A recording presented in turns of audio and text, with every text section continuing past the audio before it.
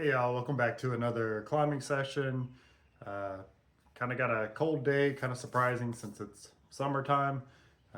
Weather's been crazy. We had one day up close to the 90s, and then now we've got some days where it's starting like in the 30s and 40s.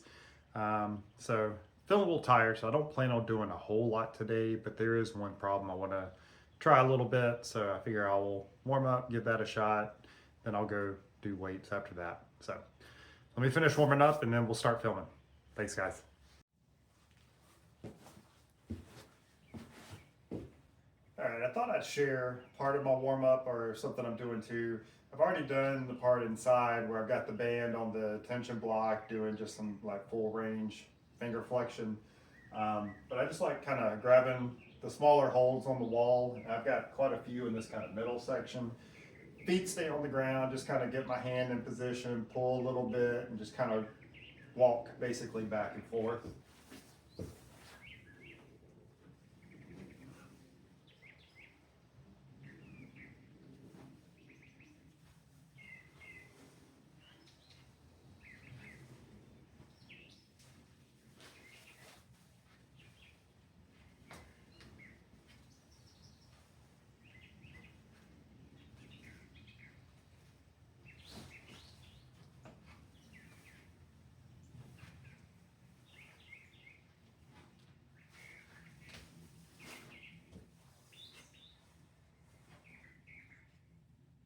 So again, just a little bit to help warm up fingers, get a little bit of activation pull in the back too. Okay, so here's the problem. That's the starting right foot. Starting left foot is there. Then I've also got this foot hold as I move up. Starting hand holds are the two jugs, so nothing big there, or nothing bad. Then I've got this one for a foot as I move up. I'm gonna take this one with the right hand and then move up to the yellow there. And then I've got this undercling, and I also have this foothold right there. And then later on, I've got the green foothold.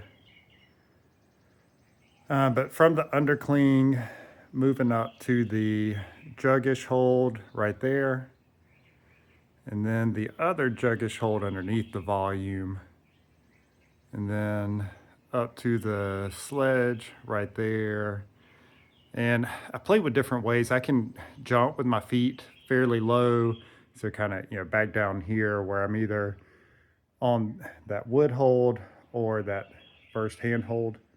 And I can jump up and over to the black hold there to finish. But probably what's easiest and better is just getting a high foot on the yellow one and taking it, getting over to that end hold and then matching. So I'm gonna rest just a little bit and then we'll give it a try from the ground.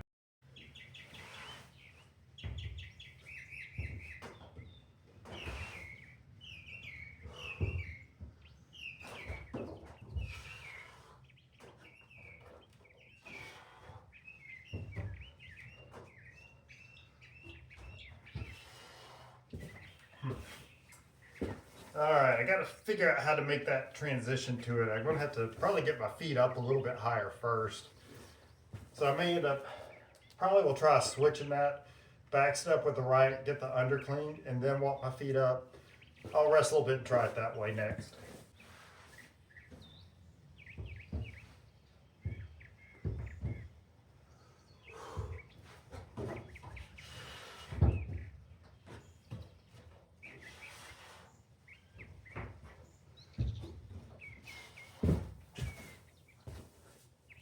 That didn't seem to work. As I came up, my hand went from being down to up here, then I couldn't really hold on to that yellow hold.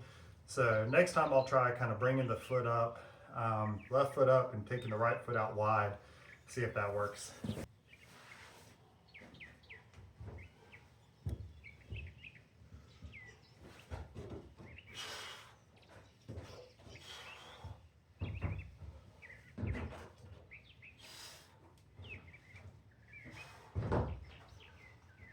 Oh, definitely better to get to it, but Just didn't feel like I could pull on that hold and get up.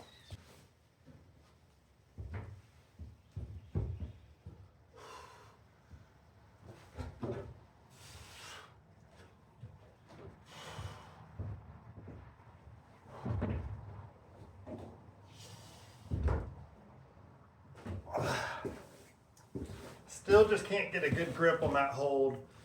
So I've got that part figured out. So now the best thing is just to try that specific move and see if I can figure it out rather than wasting energy going from the start every single time.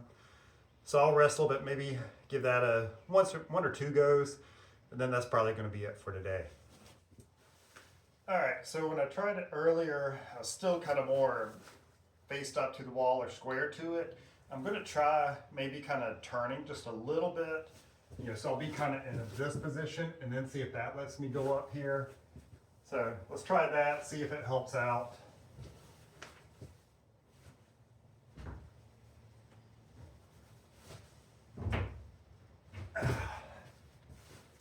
That doesn't seem to work well because that volume's kind of in the way. It makes that knee go a little too far. I feel like if I could just go a little bit, it'd be perfect. But it's also hard to hold on to this hold. I don't know, I feel like I'm going to slip out. So let me try square on again. Or maybe kind of front pointing. There we go. So maybe instead of having that foot out this way, kind of front pointing will work better. It's still kind of a burly move, but I'll rest, see if maybe I can do that part to the top.